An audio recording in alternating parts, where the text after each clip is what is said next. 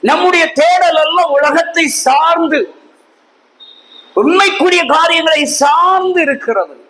ஆனால் நம்முடைய தேடல் எப்படிப்பட்டதா இருக்க வேண்டும்? முதலாவது தேவ ராஜ்யத்தை குறித்த ஒரு தேடல். அல்லேலூயா. நம்முடைய தேடல் எப்படி இருக்கணும்? யாரை தேடணும்? கர்த்தரை தேடணும். ஏன் தேடணும் அப்படின்னா, அவருடைய நியாயங்களை நடப்பிக்கிறவர்கள் என்ற சான்றை பெற்றிருக்கிறோம். அந்த சான்றிதழ் நமக்கு வழங்கப்பட்டிருக்கிறது.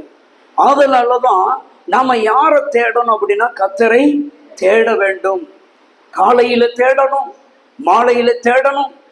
தாவீது பாணியில சொல்ல போனா அந்தி சந்தி மத்தியான வேளைகளிலெல்லாம். இன்னும் தாவீது பாணியில சொல்லணும்னா, கர்த்தரை துதிக்கிற துதி காலத்திலும் 24 hours. அல்லேலூயா, அல்லேலூயா.